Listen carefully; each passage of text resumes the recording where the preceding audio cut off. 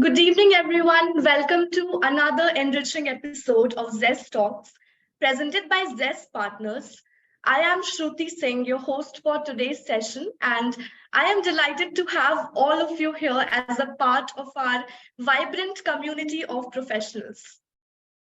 As we embark on today's discussion, let's kick things off with a brief ice-breaking session to foster meaningful connections among us. Your active participation is greatly appreciated. We will commence shortly. Meanwhile, we'll just let other people join.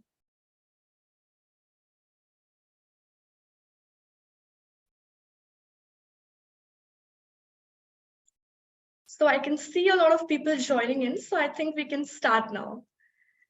I am really thrilled to have all of you here, and I'm sure you're just as excited as I am for today's webinar. So before we kick off the discussions, let's take a moment to connect and get to know each other better.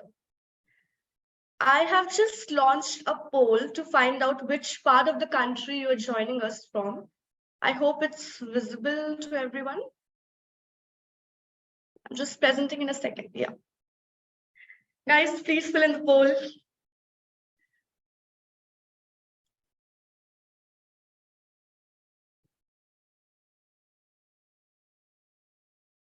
Okay, I can already see responses pouring in from the major tech hubs all over the country, such as Bangalore, obviously, Hyderabad, Chennai, okay, Mumbai.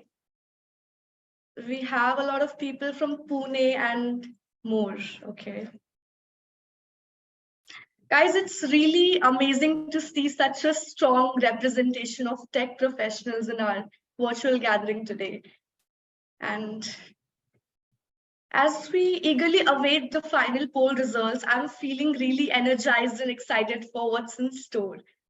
So it's evident that we have a very highly engaged and enthusiastic group of tech experts here today, all eager and learn to stay ahead of the latest development in the industry. So we'll just wait for some more time for the results to come in.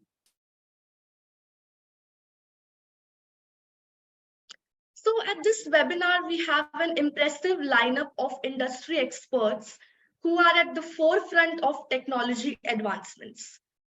And so we have a big number of cloud developers, as I can see from the results. And I find business analysts and software engineers, tech leads. So like one thing, whether you are a software engineer, a data scientist, or even a product designer, or any other tech professional, this webinar is tailored to provide you with a relevant and up-to-date information to enhance your skills and knowledge. So I urge everyone to let's make the most out of this opportunity to learn and grow together. Because guys, our discussions are bound to be dynamic and engaging and thought-provoking. I will just wait for 2 more minutes till we see the results for the poll, and then we can move forward.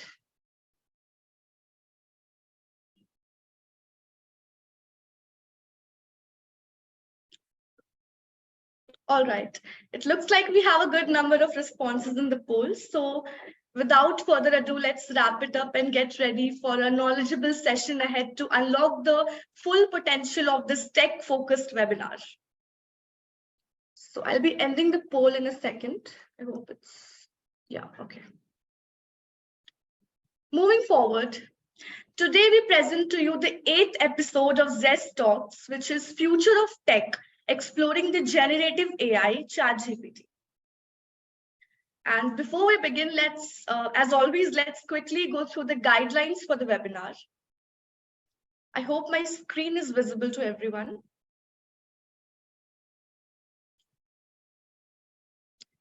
The content discussed and presented belongs solely to Zest partners. To ensure the quality, both chat and mic have been disabled. The chat will be open following the end of the discussion for question and answer. And lastly, for technical support, get in touch with Sudam, our IT admin support. I request everyone to please note down the contact number displayed on the screen. Okay, I hope you all have noted down the number for future reference.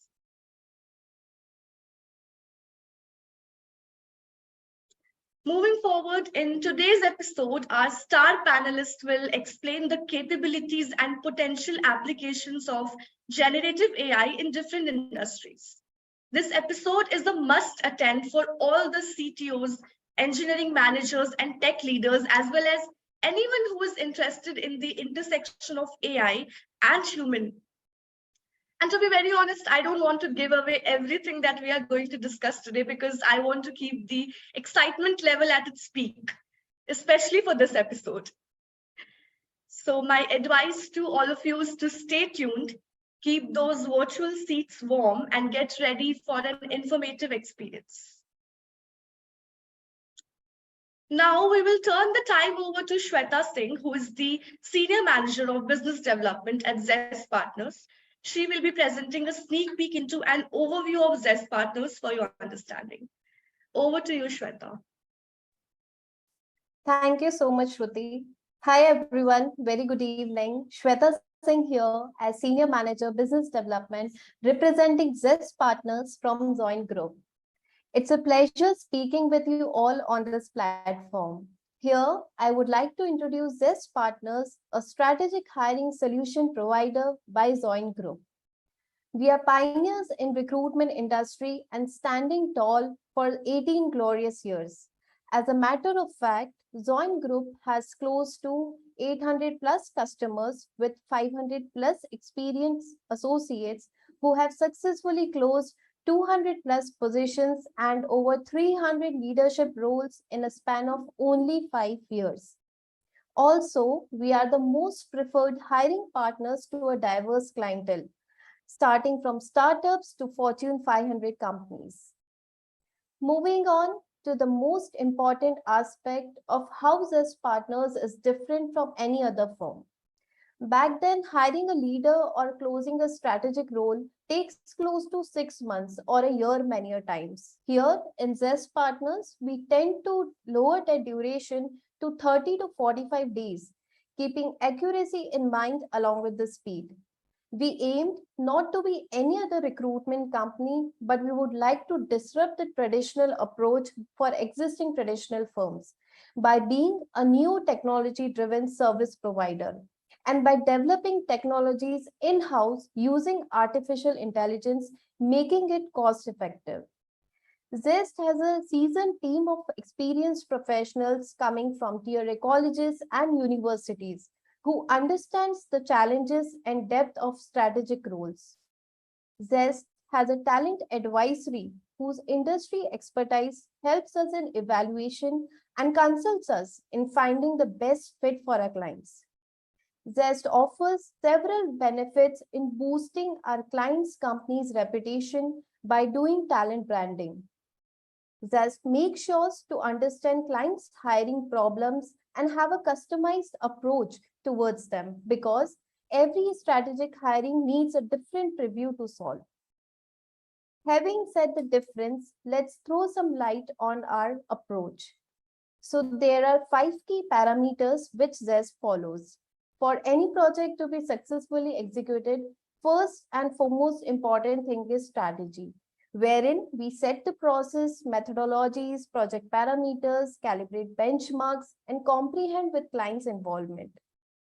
Feature that develops understanding and decision-making is research, and so is our next step of approach, wherein it includes market mapping, talent landscaping, identifying potential candidates, adding customized notes and evaluation. Our third parameter of approach helps us in engagement and building relationship with the candidates, which is outreach, wherein we speak, advise, suggest, pre-screen the candidates whose interest and role fit according to the client's expectation, using our talent advisory industry expertise. The most important aspect, which is for mutual benefit, is decision, which includes collecting feedback, reference check, background checks, and helping in guiding client for evaluation. Now comes the final stage of our approach, that is close and grow. Here, we help our clients in candidates placement, keeping the evaluation in front, which is done by our seasoned team of experienced professionals. Moving on to our next slide, here are some names of our clientele for whom we were successfully able to close the strategic roles. Which brings us to the end of our presentation. Thank you so much for having me. Feel free to contact us for exploring strategic hiring avenues. Have a great day ahead. Thank you. Thank you so much, Shweta, for this wonderful and crisp presentation. So moving forward, let's put our speakers into the limelight. Firstly, we have with us Apurva Gaurav. It is with great pleasure that I introduce to you our first esteemed speaker for today's event, which is Mr. Apurva Gaurav, VP of Engineering at Yellow.ai and an alumnus of IIT Kanpur. With an impressive 17 years of experience in distributed systems, big data, and IoT, having worked with renowned companies such as Bounce, Myntra, Jabong, and British Telecom, Apurva has proven himself as a visionary leader in the tech industry. But Apurva's expertise doesn't stop at the professional realm. He understands the importance of maintaining a well-rounded and fulfilling lifestyle. Apurva's unique blend of technical expertise and dedication to personal growth makes him an ideal speaker for our event today. So let's give a very warm virtual welcome to Mr. Apurva. Next, we have with us Mr. Sanjay Singh. With over 20 years of experience, Sanjay currently holds the position of Head of DevSecOps at Games 24/7 and is an alumnus of DU. He is known for his transformational leadership in driving the DevSecOps mindset by fostering strong collaboration with product development teams and stakeholders. Sanjay has a unique ability to proactively identify gaps and opportunities and effectively channels his team energy to mitigate them. His exceptional emotional intelligence adds an extra dimension to his leadership style. It has been a true pleasure to work with and be inspired by Sanjay's leadership qualities. Let's give a very warm welcome to Mr. Sanjay Singh. And next we have with us Mr. Ananda Mathur.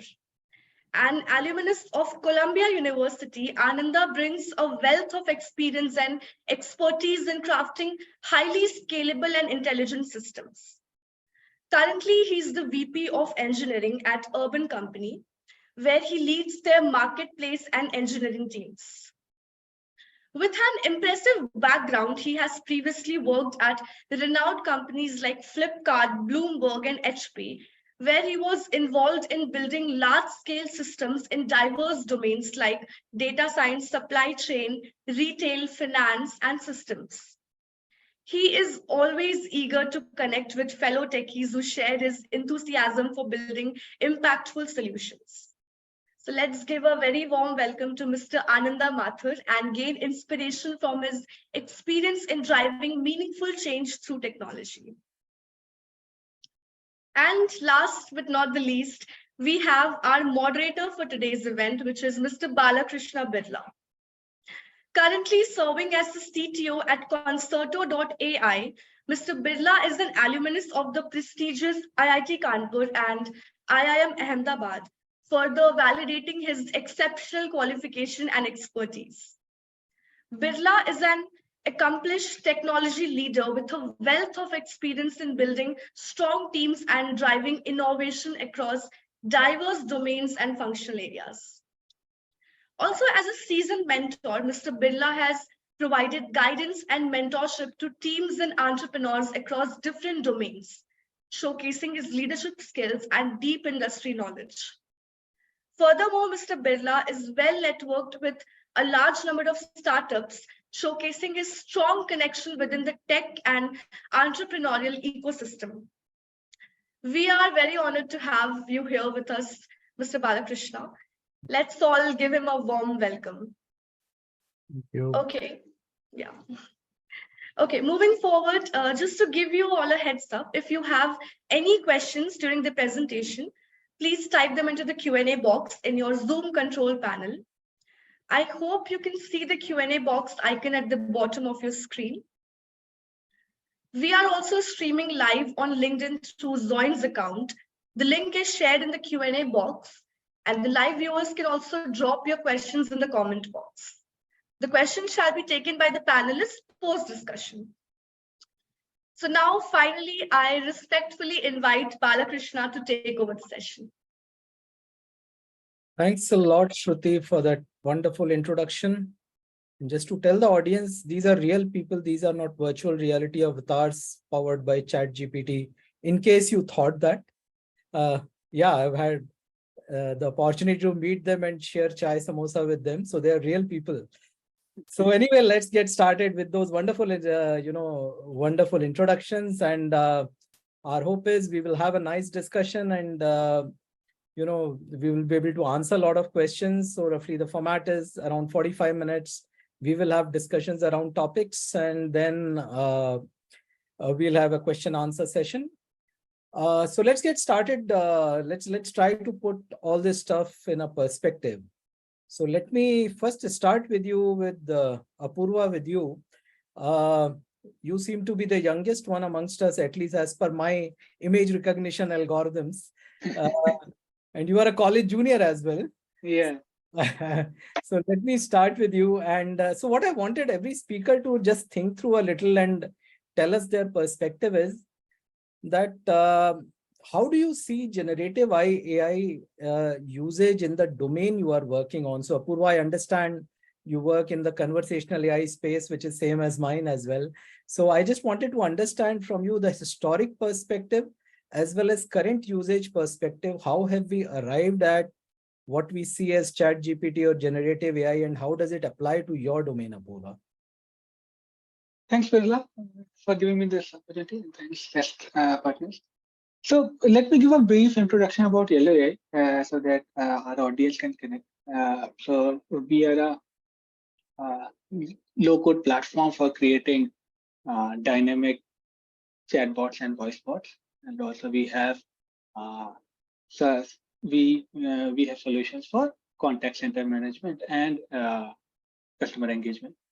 So we have been market leader in India and APAC in this conversational AI space for past 5+ years. We initially started with very simple models, which were either rule-based or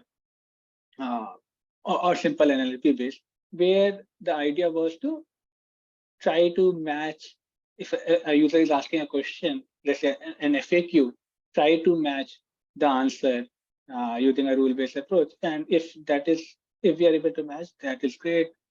Else, simply say sorry. Or in case there is a contact center agent sitting behind this, then forward it to it. And that was like long back, around when the company incepted around 5-6 years back.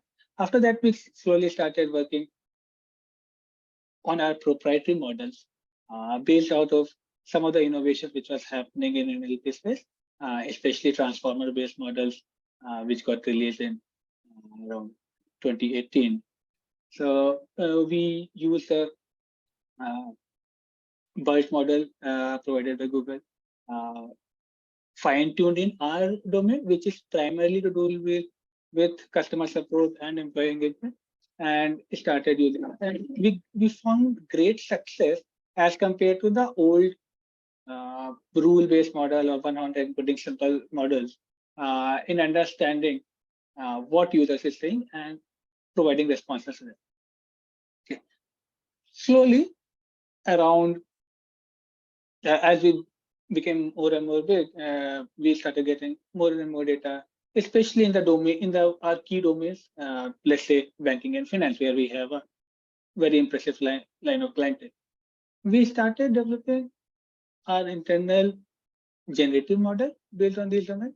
And the idea was that, well, if let's say a client is onboarding, the first step used to be that give us the kind of questions your clients or your users are asking, and hence we can create the conversation workflow for them. Okay. And many users or the many clients either didn't have this data, or they had data but it is lying in some arcane system, or they had their own data privacy laws, hence they cannot share with us, even though we are solving a solution for that. Okay. Many times this training data which we used to get was very thin. Many times this data was provided by was anecdotal in nature. But since we had developed a good corpus of data internally, what we thought that let's use this data to make sure that the training part, which is usually the most difficult part, gets solved. So we started working on our own zero shot model, which we released in early 21. And the idea was that if a customer is coming to us and we have good amount of data in their domain, then they don't need to provide any kind of training. They can start from the get-go. Okay. Of late, with ChatGPT revolution, GPT 3.5 Turbo, and now GPT-4, we have seen that there is a lot which we can do to leverage that. Also, a lot of open source models based on Llama, based on Alpaca, and recently released from companies like Databricks. So we are exploring all these models and generative models to understand where all we can use it. For example, let's say either it's training or coming up with end-to-end conversation, or let's say a very interesting thing which we are coming up is on the engagement side, user engagement side. So one typical use case is that we help companies plan their campaigns. And these campaigns can be, let's say, a message over WhatsApp. Once user gets a message and responds to it, and let's say it's a sale-based notification that there is some sale going to run for next 2 hours. User and the first notification can be very simple, that rush, the sale is going to end in next 2 hours, and there is an exclusive coupon for you. Okay. And then user might ask that what kind of products are there, or what kind of offers are there, etc. And using this goal-based approach, what are dynamic agents, which are essentially generative bots, will try to do is make sure that the conversation happens, not only reaching out to the customer, but actually making the conversion happen. So providing real value to our end user, our client. So similarly, on the contact center management side, what we are trying to do is many times there is a long trail of conversation with either bots or agents are having with the customer, and many times the customer pain point gets lost in detail. So we are coming up with summarization model, so that though the conversation have happened over, let's say, a couple of hours, or let's say a couple of days, there's a crisp summary of anyone to act upon this instead of going through a long trail. So these are some of the places where we are using generative AI technologies, and I'm sure that the usage will just keep on increasing. Got you. So yeah, those are really, really exciting usages. I would like to get Sanjay, your perspective on the same thing. How do you understand the overall context, and what usages you see in your domain, Sanjay? Yeah, so I mean, for us, I mean, ChatGPT is still new, right? It's still evolving. But we are definitely, finding some of the use cases. Like, for example, developers have started using ChatGPT, not extensively, but it started exploring that instead of me writing the code, can I take the help of ChatGPT and write the code, right? Of course, from our side, from the InfoSec side or DevSecOps side, we are trying to see how we can make sure that we are shipping the safe code to production, right? Because again, when you're using ChatGPT, right, you're relying on, something available on the internet, and not definitely safe to push that, right? So trying to figure out that, of course, ChatGPT can help us, right, accelerate the development, but can we have enough guardrails to detect any security loopholes, any, performance, quality, any of those things before that can be pushed to production? Got you. Interesting. Anand, I would love to get your opinion also on the same issue. Hey, thanks, Krishna. Thanks. And not a lot more to add after Sanjay and Apurva have spoken. But I work in consumer internet, right? In consumer internet, a part is definitely interaction, where generative AI and chat, etc., does play a lot of role. Right. And what is very interesting for me is this short-term decision making, like both from the customer side and the provider side. A lot of short-term decisions happen in the journey. For example, somebody may come with a thought process to an e-commerce site that I want to buy a shirt, but which color, which pattern, they may make the decision when they are purchasing. Right. And which one will suit them, that these kind of decisions is where people actually use the expert help. And there are a lot of solutions in e-commerce also, which provide these kind of solutions. Right. Like another example I can think of is overall, I'll probably talk about the actual usages in Urban Company a bit later also. But our partners, for example, have very complicated works, right? Like sometimes repairing a AC unit, which is very, very broken. It can be a very complex repair job where a lot of help and a lot of decision making is in. So overall, my thesis is if there is a short-term decision making involved, generative AI can really kick in, and it can actually a lot of times even replace a human decision making with automated decision making.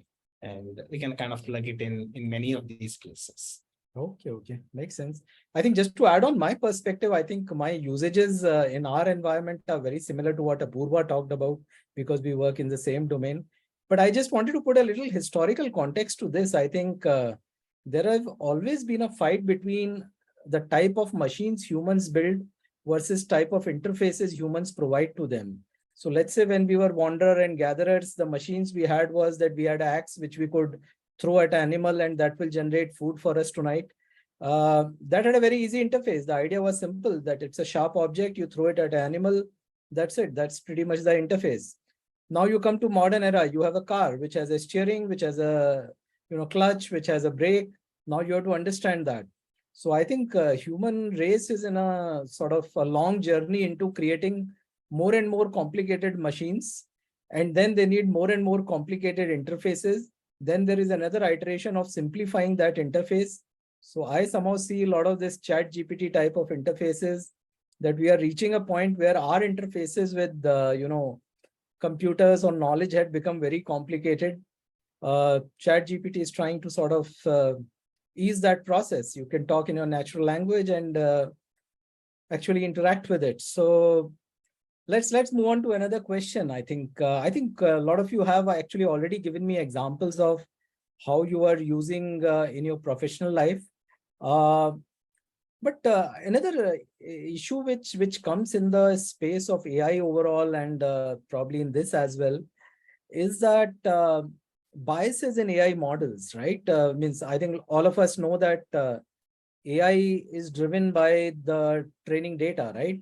So if you train it on a biased data, your output will also be biased.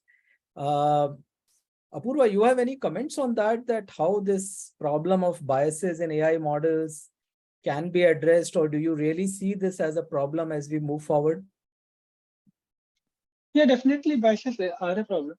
I think in generative AI space, one term which is now getting a lot of traction is grounding. Grounding essentially means that how do you restrict a general purpose model which is built to answer, which is built on billions or trillions of parameters and has huge amount of data, can wander into any territory. How do you restrict that in the set of questions and answer where you want to pivot? Okay.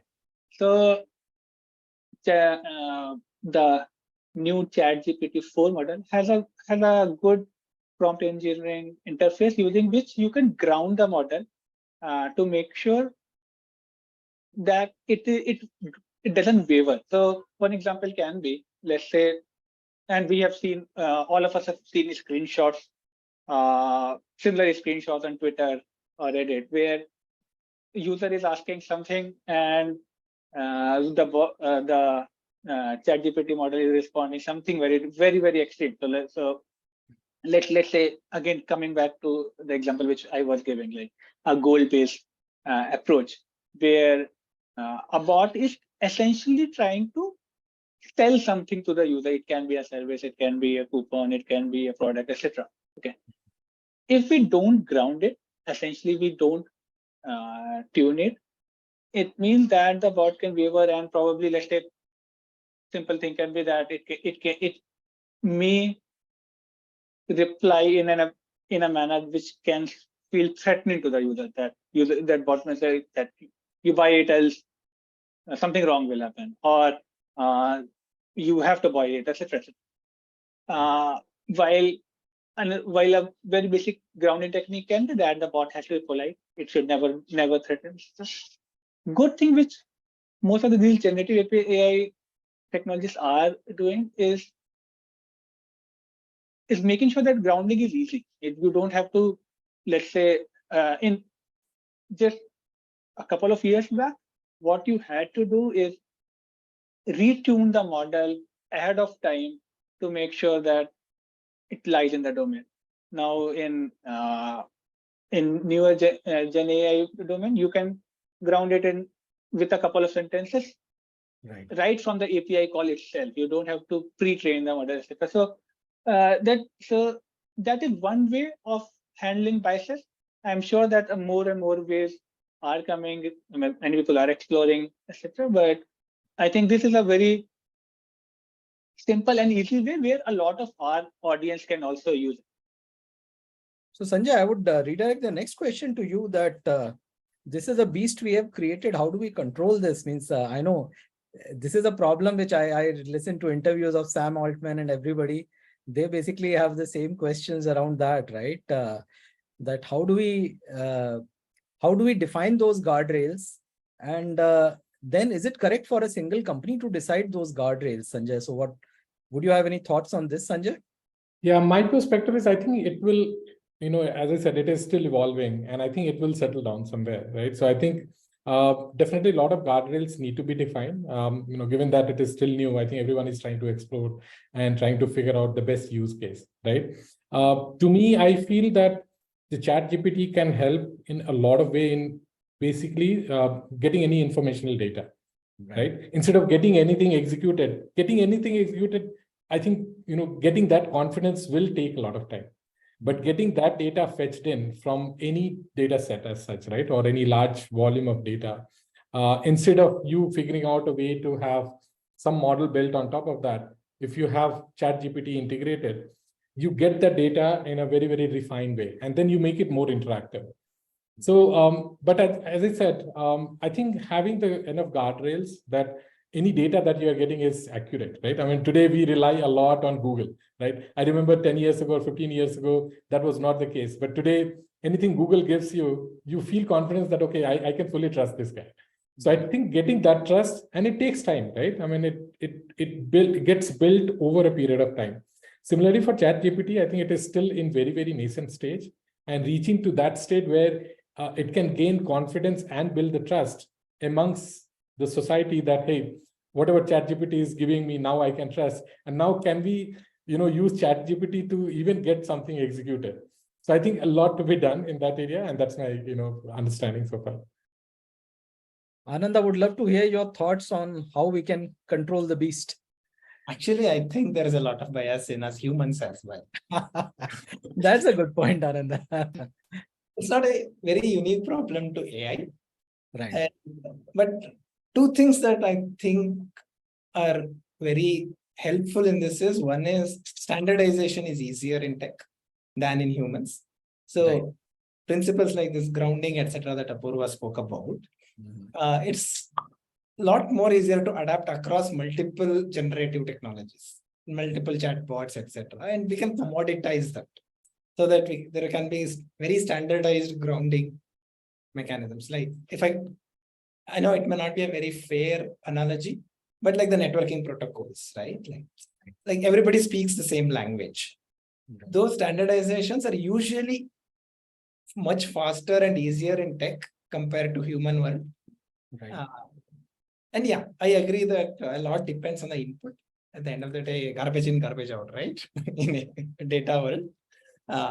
But yeah, that's where I stand. That it's not very unique, but the solutions are much more standardizable, platformizable. So I do think platformized solutions for grounding will come out very soon, so that the market will adapt very quickly. Right.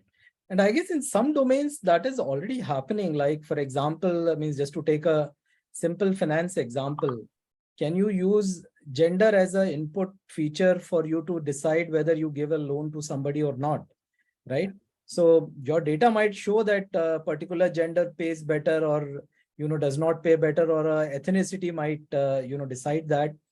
But then I guess government will have to form some laws. No, this is not allowed. This is not a fair thing. For your data might say that, but you cannot use that feature. Either it might be gender or it might be your ethnicity. Those cannot be used as an input mechanism in your AI models. But I think the only problem I have with some of these large language models is they are picking data from anywhere and everywhere. Right. So they are trained on a large amount of data. They have crawled the entire internet, and God knows what all sites they have crawled. Right. So that's where, in fact, I was just listening to an interview by Sam Altman. He was saying their early versions were actually built on Amazon reviews. Okay. So the early versions of prediction of what prediction algorithms, when they type out, right? You see in ChatGPT answers, they type out stuff, right? They were built using Amazon reviews. So yeah, but when this data set becomes much huge, Amazon reviews is still a relatively smaller set. So it will be exciting how governments also respond to that. And I think governments, sometimes there's always a lag between technology and governments, right? So let's see how that goes. Now let's talk about an interesting topic. This is something which a lot of us who, sci-fi movies are a big triggers for this, right? That humans will get replaced by all bots, and robots will take over the world, and those kind of doomsday predictions. So Sanjay, let me start with you. Just wanted to understand your perspective that do you really think that these sci-fi predictions are real, or they are likely to happen in our lifetimes? Assuming we'll probably live another 30, 40 years or whatever, right?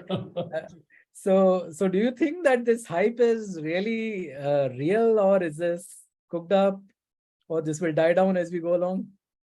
No, I think it is definitely evolve, and I think it will come in different form and shape.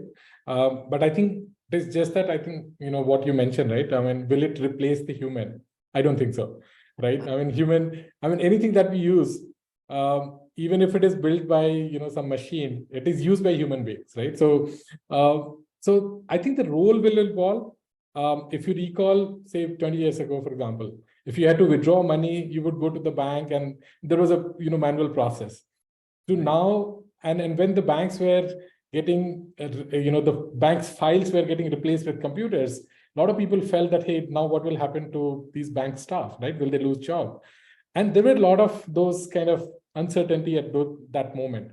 But if you ask maybe the same people who were employed, their role have been evolved, right? They're doing something else. Not that they have lost the job, but if you ask them that, hey, are you free now? And they would say, I'm more busier now, right? Because there is a lot of other things to do.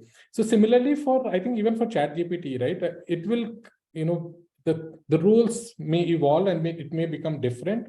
As a human being, we may be doing different things or in different way. But I think it is not that it is going to replace such anything. Maybe replacing something which if we are doing it a manual way, or maybe a particular way that we are doing today. But over a period, I think things will change. Right. Sanjay, I can relate a lot to your bank example, because I remember in those days, a lot of these fears were real.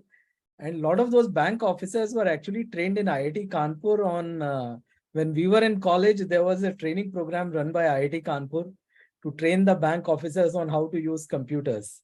And those days, obviously, computers were not like available at home. A lot of us saw computers first time we get into college, right? So I can totally relate to your example. And in fact, there's one more interesting thing which I remember learning from a guy called Kai-Fu Lee. He has written a book called AI Superpowers. I think if any one of you wants to read it, it's a very nice book. He talks a lot about, jobs which cannot be replaced are pretty much jobs which require empathy. It's like job of a nurse is something which cannot be replaced by a robot, right? A nurse who comes when you are unwell and sort of says you will be fine and gives you that confidence. That is not a chat GPT will replace. So Apurva, what are your thoughts on this? Is the hype, are we going through a hype cycle? Is the hype real? So I think this in a different manner. I think what can happen is that it can open up a lot of new opportunities. Right. Yeah.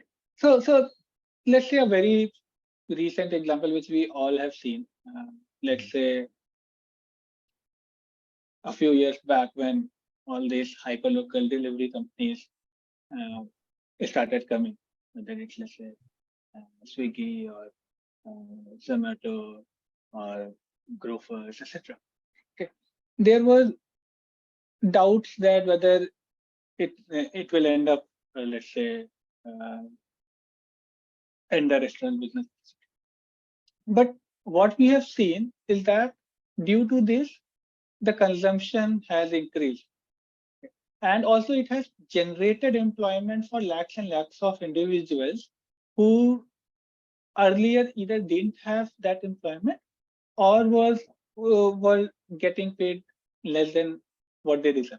I'm not saying that all these companies are paymaster, but what I'm pointing at is that due to this tech revolution, a new kind of job opportunities emerged. Same may happen with AI industry as well. So currently, it's of course a bit unsettling phase that what will happen. But what I believe can happen is that if all the AI technologies are used in a proper manner, probably we will not need humans to do certain things, but probably a lot more things will come up. Let's say the wisest thing question which we asked. Probably a lot more things will get built up on top of that, and which will help not only us help us in not only easing our day-to-day life, but also generating employment for a large amount. Right. Anand, I would love to know your thoughts because I am sure you actually work with a large number of blue collar job people. Do you see fear of job loss and those kind of things? I'm not sure some of the jobs they do, means repairing my AC, I don't think a chat GPT will ever do, or at least not in near future at least. But do you really see that that we can see that type of job loss impact, or do you at least see the fear even if it's not real? Let me put it this way. Getting help is always better. That's the fundamental this thing, right? That we all need as much help as possible to do our jobs better. And certain type of jobs, to be very honest, I do feel it may go away. But in the larger picture of things, it will actually open up a lot more other types of opportunities, right? Like going back to what you were mentioning at the beginning of the conversation, that what did industrial revolution do for us, right? Like it gave us infinite muscle. Like we were limited by, maybe we could use an elephant's power, but we could build trains which would do much more, right? Like every phase of this kind of transformational technology will bring in a large change, and certain type of work that humans do would be unnecessary to do anymore. But unless you eliminate it, you cannot use that time to do something much more productive and a lot more satisfying. So you have to give something away to take something else. So this is an exchange, right? That I'm not going to do some of these cost effective, in high cost, low return work. But if I take help from GPT, I can do something else that's a lot more satisfying. That is my personal view of it. But yeah, it may lead to some job losses, but it will also open up so many more avenues that on the whole will make things better. That's interesting. Actually, that always reminds me of, I came to Bangalore in 1995 after graduating from IIT Kanpur. And I'm sure all of you will remember, at least I think, Sanjay, you will remember those times when you used to have yellow PCO boxes all over the city. Yep. You'll sit there and you'll have these pulses. After 10:30, it's cheaper to call, right? Yep. And those businesses are all over the city in Bangalore. Apurva, I'm sorry, you are too young to remember those times, probably. But yeah, it used to be, we'll wait there in the queue for our turn to call. And suddenly the mobile revolution happened and all those businesses disappeared. And at least in Bangalore, I remember that most of those businesses became real estate agents after that, right?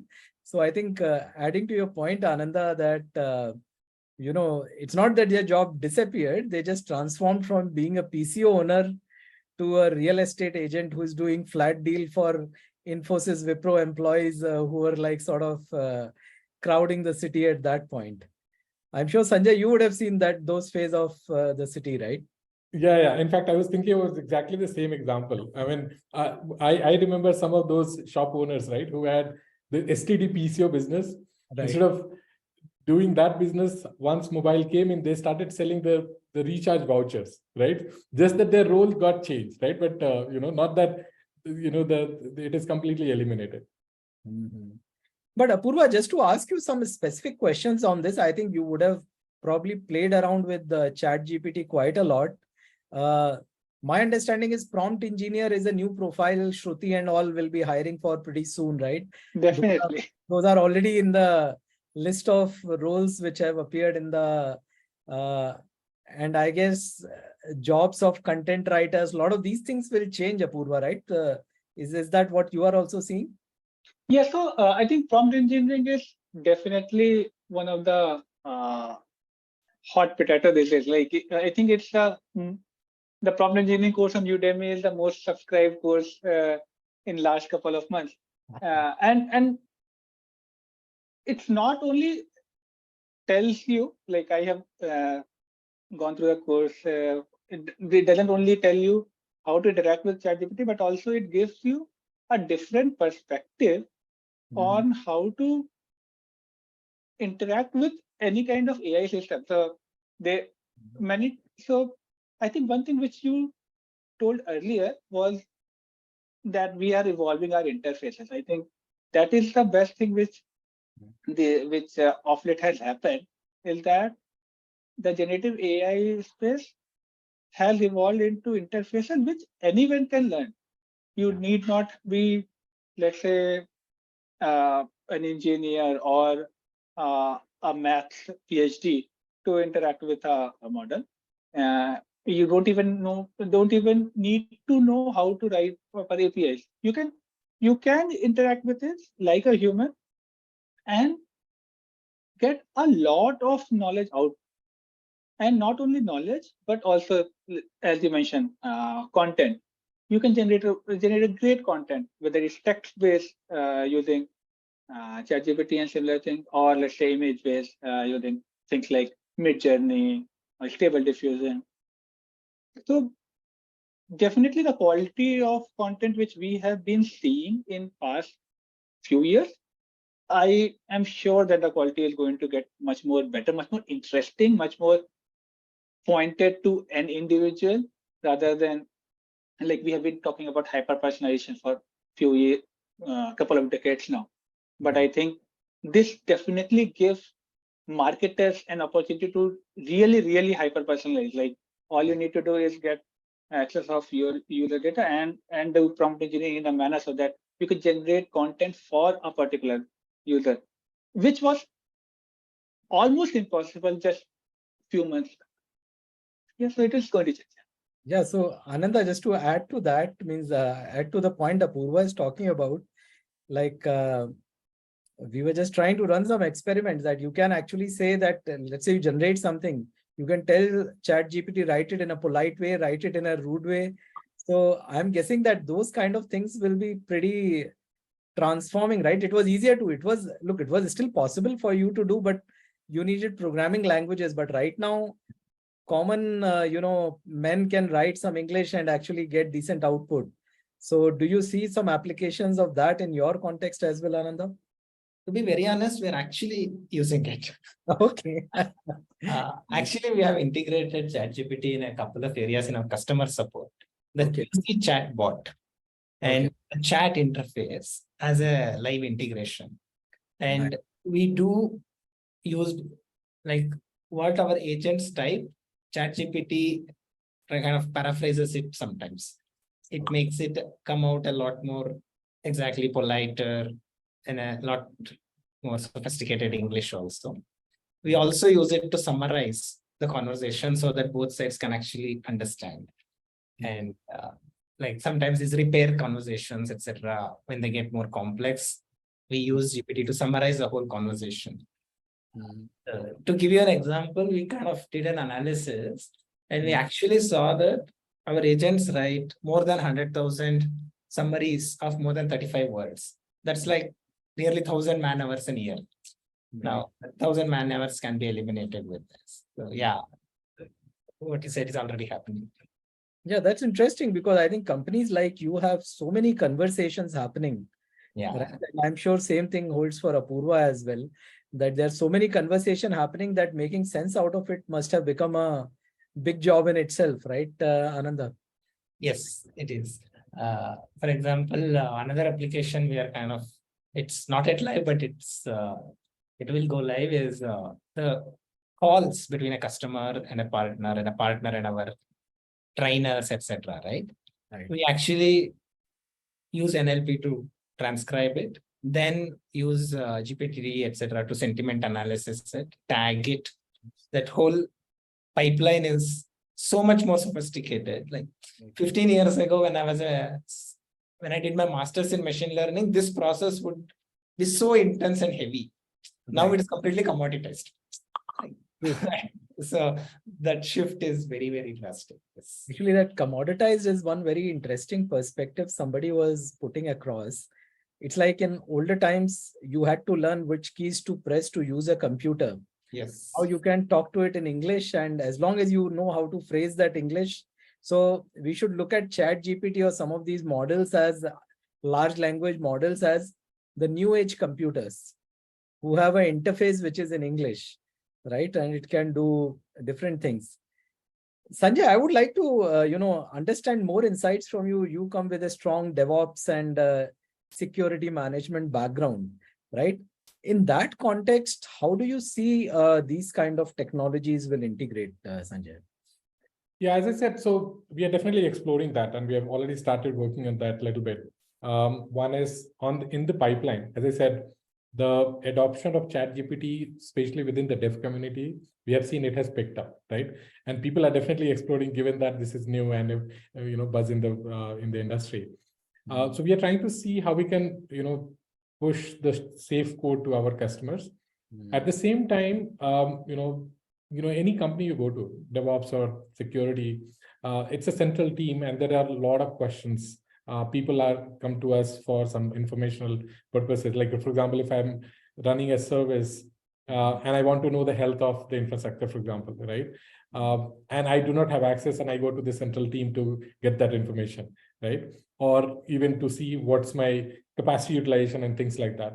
Those kind of things can be moved to something like ChatGPT, where it is conversational, right? You type questions, anything that you want to ask in more natural language, and it processes it and it gives you, right? So there we are definitely seeing another use case where any informational purpose, any information someone is looking for, instead of depending on someone, you can actually interact via ChatGPT integrated devices or tools, and then it gives you the information. At the same time, within the gaming industry also, right, we are trying to see where all we have the use cases where we can, predict, or we can find out any anomaly in the system, right? say, for example, if there is a particular traffic pattern, right, even from the business metrics perspective, and pattern could be like, maybe number of registrations based on, again, the historical data. So building the, data model on top of that, and then training the system to detect if there is any, anomaly, and then alert the right people. Even next step, thinking about how we can even, and that goes into the execution mode that I was mentioning about, that this data tells me that, okay, this action will help me remediate the issue, for example. So even thinking in that way, that with enough information coming in and with anomaly getting detected, I can even define the action that if you see this kind of anomaly, take this action. So these are some of the use cases that we have already started thinking about, and now we are trying to see how we can get that implemented. Cool. Sanjay, let me ask you a question which I'm sure will make Ananda and Apurva and me also very happy.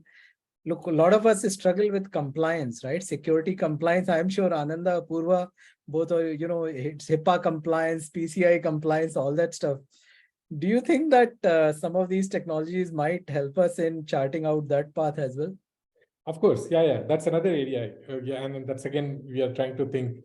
And then these regulatory requirements, compliance requirements keeps coming in every now and then, right? So again, whether Chat GPT has those kind of access to that kind of updated information is, I think, definitely the key. Once they have it, how quickly can they figure out whether we are compliant or not compliant, right? And what kind of action that we need to take? Because again, that's another area where I think many of us have faced, where your auditors tells you that, hey, you have to take these kind of actions. And then it takes really good amount of time to first understand and then getting into action, right? And if you have this kind of tool integrated where you don't have to wait for your auditors to come and tell you that, hey, you know what, you need to fix this. Rather, you have all this information coming in on a frequent and regular basis. So that will be really, I'm sure Apurva and Ananda will identify with our, I think we'll have this common pain point in our organizations. So now let's wear a slightly futuristic hat. And, we are also coming towards the end of our discussion. So I just want from each one of you, maybe in quick 1 or 2 minutes, what does the future hold for us? What's your imagination, wish list of things which might happen? Apurva, if you want to start in 1 or 2 minutes, just tell us what do you think future holds for us in terms of generative AI. If AI can solve Bangalore traffic problem, then I will.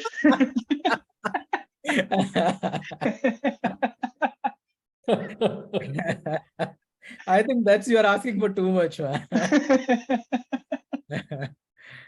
But in general, I think in general, these Gen AI technologies are definitely going to make a lot of jobs easier, if not eliminate. And that includes jobs of techies, whether it's developers or let's say security engineers. Right. Our jobs will become a bit easier. I don't think they are going to be eliminated. I'm sure that we will be much more efficient, and that includes, I think, the audience of all of this webinar. I'm sure that many of them are developers or product managers or UX designers or security engineers. If we use Gen AI technologies properly, I'm sure that it will be much more efficient. Ananda, what are your thoughts? I go by the theme of productivity. Okay. I think all of us will be at least significantly more productive in the near future. And I'm not talking decades, in a couple, 3-4 years perhaps. I'm hoping that this will take over the world like mobile phones did. In a decade, you're complete. So I do think the short-term decision making as a lever is a very strong lever. So I do think we will be a lot more productive within 5-10 years steps. Yeah, actually, I was reading a book called Deep Medicine, and there was a very interesting insight. So that guy was telling that it won't displace the doctors; it will just help doctors to see more patients. Yeah, and that will be quite useful in a country like India, right, where our doctor to patient ratio is pretty bad, right? Sanjay, futuristic hat, what do you think Where are we Yeah, so headed? plus one to both Apurva and Ananda. I think it is going to definitely simplify a lot of stuff. In my opinion, I think it is again the phase, right? I mean, as I said, 15, 20 years ago, internet was like, I go to the internet to get some information, right? And then the Google era came in where they said that, hey, information is all over and I'll help you, I have everything indexed. And then you ask whatever information that you want and I can get you probably the best information available, right? And now I think we are transitioning into a next era where, again, there are a lot of information available. How can I connect everything and then can give you more, more summarized view? And then, that can help you even, again, to have more predictive kind of outcome. But again, as I said, plus one to both Apurva and Ananda, that it is going to be a kind of tool which will help you improve a lot of stuff. A lot of things that we do today in a manual way, or maybe spending a lot of time to just get the information, those things are going to be super, super simplified, in my opinion. Cool. So just to add on my perspective, I think I'll add a very different perspective outside the tech world. All of us watch Netflix. I'm sure Netflix and chill have become the young people's buzzwords, right? So it's quite possible that you might watch Netflix where you are watching the same web series. I'm watching the same web series. We have different characters created. We have different outcomes created. We have different. So this is all possible with this, right? Because now you can have a system where based on your watch history, like I was watching a lot of this Narcos and all this kind of stuff. So at some point, Netflix sort of maybe assumed I'm a drug addict and will recommend me only those kind of web series, right? So it's quite possible that it might understand from your background what you're interested in, what you are not interested in. And then based on that, it might create a very different video for you. It might create even a role for you. You might have an option that, yeah, put me in the role of circuit in with the next two Munna Bhai MBBS, right? Okay. So, and we might watch, and the same thing can happen in, music as well, right? Means A.R. Rahman is something all of us experience in different ways, right? I might like violin he uses in his music. Somebody else might like that he uses how he uses guitar. I might hear something where violin is more pronounced than guitar, and somebody else might listen something else. So yeah, it's exciting future. I think my suggestion to everybody, especially the audience, will be that let's not be scared of this technology. Let's adopt it. Let's learn what is the impact on us. Let us become more productive. I think that's what I'm hearing from all the other speakers as well. A lot of the people out here are developers. Let's understand how we can use it to become more productive. So with that, I think I'll just hand it over to Shruti. Means audience questions. Can we take, Shruti? Yes, Balakrishna, you can just filter out the questions which you think are suitable. Okay. Okay, so I'm just opening the question answer. What are some of the most exciting use cases you have been for generative AI and ChatGPT? This is by Athar Shakil. ChatGPT so far and potential. Do you see these technologies in the future? I think Athar, we have talked about it, some of the exciting, and I'm guessing that amongst the issues we talked about, seeing a different version of Netflix on your probably might interest you more than the technical answers. Ananda, anything else you would like to add? Any other exciting use cases you think? I think most of I've already spoken about it. So maybe one use case that I do think, and we are actually considering is, and I saw that in one of the other questions also, pre-sales. That when a customer on e-commerce is trying to buy, I do think a lot of help can be given to the customers in the pre-sale world as well, which is something I don't think is done enough today. Okay. Cool. So we have another question from anonymous attendee. How much ChatGPT is accurate? GPT-3 is not much accurate in code. Apurva, would you like to comment on that? So from my personal experience, it is evolving, still better in code. For the uninitiated, what happens is that the GPT models, because Microsoft is a partner to ChatGPT, they have given access to GitHub And hence there are like terabytes of code which all the GPT models have under.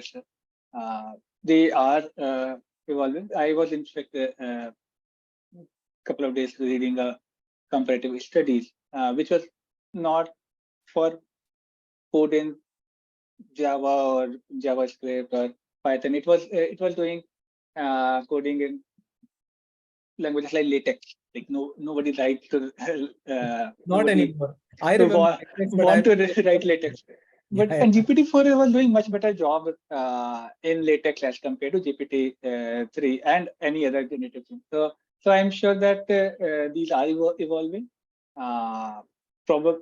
But I would strongly recommend, if anybody is using them for code, to understand what the model has output before using it. There are chances that it's not accurate.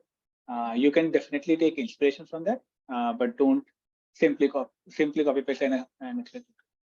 By the way, Apurva, GitHub will have pretty bad quality code as well, right? Yes, it is. Everybody uses it, Yeah, right? yes. I think that's the problem Sanjay was also talking about, right? That means it's garbage in, garbage out, right? So hope they have figured out a way to understand quality of code as well. Okay, so I'll take the next question. It is by Anisette Robert. How can we ensure that these technologies are developed and used ethically, particularly when it comes to issues like bias, privacy, and transparency? Ananda, would you love to comment on that? Yeah, I think we did have some discussion around this, that one better development of these guardrails and grounding technologies, they're becoming more platformized and more available. I also think open source has a kind of proven that democratically the world becomes better, right? Like by and large, open source world is actually very, very fair, very democratic, and it is a very even playing field. I kind of expect that grounding platformization solution also go that way. So if we kind of maintain this open marketplace principles, I do think technology will take care of majority of this. The speed at which some of these government laws also can be shaped, like for example, privacy laws in Europe, it was adapted very, very fast. It was not a long drawn process at all. So right. I do think it's a combination. We need to show intent. Right. If governments and organizations have the intent, I think it's a very technically solvable problem. Right? Robert, but this is my opinion is that there's a complicated problem because I was recently studying about an Israeli company which can actually run a sort of a automatic gun which can do face detection using image recognition and actually shoot a person. Now there was a lot of discussions around, let's say if the software has a bug and it ends up shooting the wrong person. Okay, who has the ethical who should be should a programmer be tried for that? So a lot of these kind of ethical questions will come up with this moving technology stuff. So I guess our lawmakers and our all these people, guardrail makers, will have to upgrade themselves to make laws for this kind of things. So I'll just move to next question by Keshwani K. How can we ensure these technologies are accessible to everyone regardless of their technical skills or resources? Sanjay, would you like to comment on that? Yeah, so I think if we have again seen the history, right? Technology, whenever it comes, right? It is definitely simplified for the general public, whether they are technical, non-technical, right? Again, I'll take Google example. 15 years ago, it was available only for, available or more useful for techie crowd. Today, you go and ask anyone and everyone knows at least Google, right? They may have used it in some form or the other. So I think eventually it has to be, any technology, it has to simplify the life of, every individual. So that will happen for sure. I think it is still in very, very early stage, and whatever we are talking about, defining all the guardrails or lawmakers, writing laws for how to use the data and information and things like that. That will happen for sure, in my opinion. And just to add on to that point, Keshwini, I think I just wanted to add one more thing, that a lot of these technologies become much better when they are used more. So it's actually in the interest of these companies to make it low cost and get used by millions of people. Otherwise, the technology won't become good.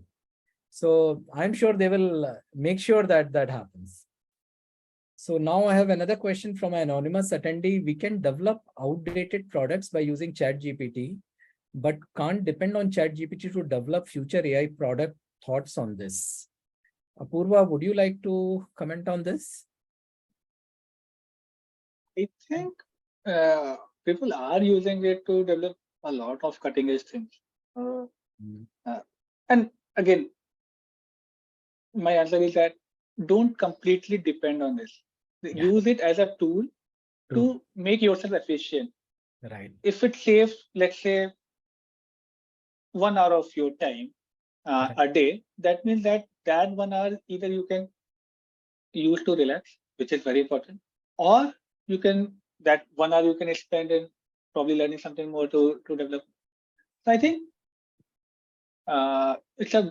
these are generative technologies are some great tools. Let's use that. And I think if you use them correctly, we can develop future models as well. Probably we can solve Bangalore traffic problems. I'm sure you are commuting through Salford, Apurva. No, I go to Whitefield from HSR from West to Whitefield. Okay.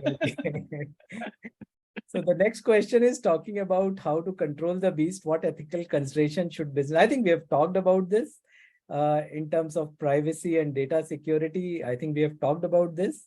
I think governments will have to come up with these laws. I think individual companies, they can build a law, but finally governments will have to pitch in at some point. So I'll just move on to another question, which is from an anonymous attendee. Can we say AI is human's super smart assistant, or can we say AI is master of human? I think Apurva has already given the answer. Sanjay, would you agree with that answer? That's right. Yeah. I mean, these tools are available to help us become more efficient, right? Yeah. You can use this to refer, as Apurva mentioned, right? Do not simply delegate your work there, right? Rather, use it as a reference that, okay, this can help me become better me, right? Or maybe fast track something, but do not delegate. I mean, that's my opinion. Yeah, so I was listening to an interview and the interviewer was saying, can this model take over the mankind type of sci-fi thing? So then the guy on the other side said, look, finally it's running on a server. I can switch it off and we are done.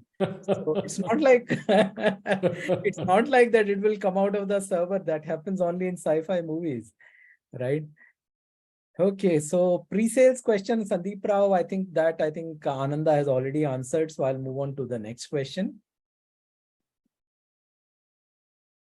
How do you think generative AI ChatGPT will continue to evolve and improve over time? And what new applications do you, I think we have talked about this. We have talked about a lot of use cases. So I'll go to the next question. Again, anonymous attendee. I guess workforce in particular skills, example, clerical office jobs can be truncated from X to Y, where Y is less than X. Or else productivity of time to market can be increased significantly. This might apply to software workforce as well. I think all the speakers have talked about this problem. Yeah, I think what your observation is perfectly correct. I think most of us agree with that and have said that. I'll go to the next question by Sandeep Rao. Will it help in capturing the expertise of a person, like connecting the dots, matching a profile to a specific job opening? Sandeep Rao, I'm guessing he's in the recruitment industry. So, Apurva, would you like to comment on that? This resume matching, these kind of applications, do you feel can be easily done using these technologies? So I'm sure that people will use these technologies to write very bloated resumes. Okay. And recruiters will use this technology to summarize this to come to the point. so there will be gamification happening on both the end. But overall, I think again, any technology revolution brings more efficiency. Like for example, we didn't have LinkedIn, let's say a decade back, and matching jobs were very difficult. Now there is a different approach to finding jobs, and I think Zest partners are one of the platform to find those niche jobs. Probably it would not have existed in pre-LinkedIn era, or it would be very difficult to do so. So definitely with new technologies, Right. these things will be possible. Where it will end up is nobody says, but I am sure, I am hopeful. Right. So I think Anuj also has the same question. How can chatbot help in recruiting? So my worry is that maybe candidates will write their resumes using ChatGPT, then recruiters will use ChatGPT to match it. And I don't know what will happen with these are two cycles which will start, which can have funny outcomes, right? So let's see how it goes. But I think, yeah, writing resumes, writing those kind of things, can be done. And I think classification is a problem. Ananda, you might have maybe played around with it. Classification is a problem which ChatGPT seems to do pretty well, at least in my experience. True. Like for example, this tagging a sentiment Yeah. against a chat and using that to select. I agree with you. So next question is from Neha Jaiswal. What do you think the future holds for generative AI and ChatGPT? And what are you most excited about to see in the coming years? So I think we have talked about the future, but Sanjay, would love to know from you. You are a veteran techie. What excites you about this? No, so as I said, the efficiency, right? It is going to give us a lot of these efficiency and improve the productivity, in my opinion, right? And that's what I'm excited about. I mean, future definitely holds really, really, really exciting, by having capabilities, what this tool is going to bring us. Okay, so next question is, can we use anonymous attendee? Can we use ChatGPT in legal industry?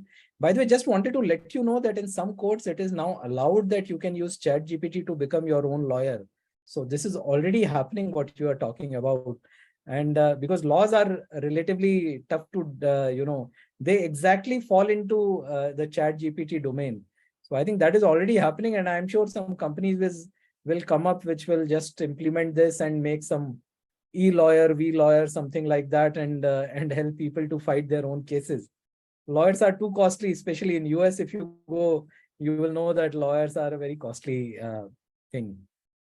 Can AI chatbot replace Google in near future? Yeah, this is an interesting question. I think keeps coming up. Apurva, would love to know your thoughts on this. Yeah, so we started using Bing. So I think there are, when we go to Google, there are two kinds of questions. One is very local, like I want to, which can be, let's say, map-based search. I want to find a restaurant which serves things in location, or I want to buy a washing machine, which are the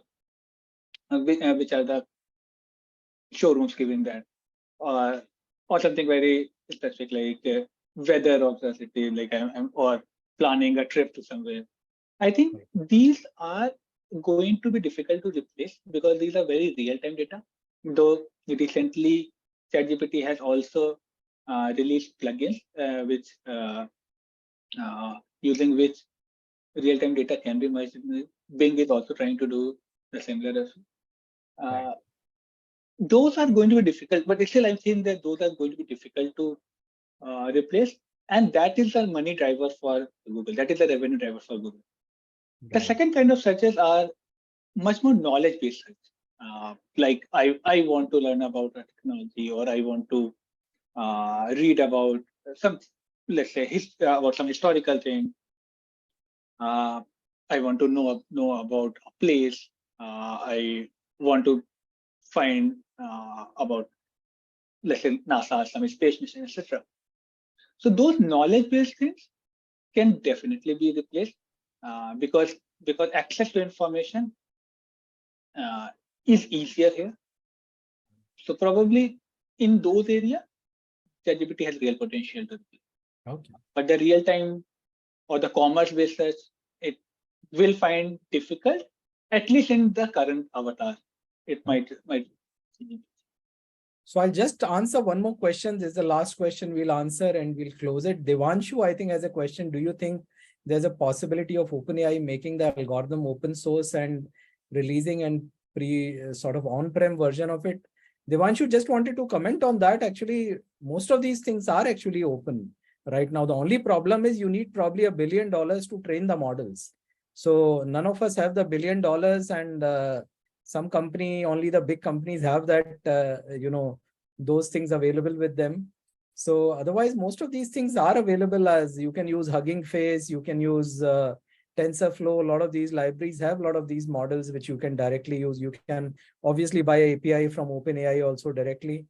So none of them is non-public actually. It's pretty much available. It's just that you need a lot of computing power. Is just imagine crawling maybe terabytes of data and then crunching the data, training it. The model ran for almost a year, right? The training model ran for almost a year on very powerful hardware. So that requires a lot of work. So I think with that, I would like to wrap up the session. Thanks a lot, everybody. Ananda, Sanjay, Apurva. It was really nice to interact with you. So I'll just hand over to Shruti to close this. Thanks a lot. Shruti, I will also drop now. Thanks a lot. Thank you. Thank you so much, Balakrishna. It has been a truly wonderful session filled with insights, knowledge sharing, and of course, an engaging discussion. Our esteemed panel of experts has provided such valuable perspectives, and as we come to the end of this amazing session, we want to extend our gratitude to our esteemed panelists and the audience for your contribution in making this event a grand success today. We hope you gain new perspective on this topic. And feel free to provide us with your valuable feedback through the link that will be shared post this webinar, as we are always striving to improve and bring you the best content. And last but not the least, I am thrilled to announce the upcoming 9th episode of our webinar series titled The Edge Opportunity, Leveraging New Ecosystems in a 5G World, scheduled for May 19th. As you can see on your screen, the topic is prominently displayed, and we cannot wait to delve into the fascinating world of 5G and its potential for unlocking new opportunities at the edge of the network. We sincerely hope that each one of you can join us for another exciting episode of our webinar series. So till then, goodbye and see you next month. Stay curious and stay zestful. Bye-bye. Thank you, everyone. Thank you. Thank you.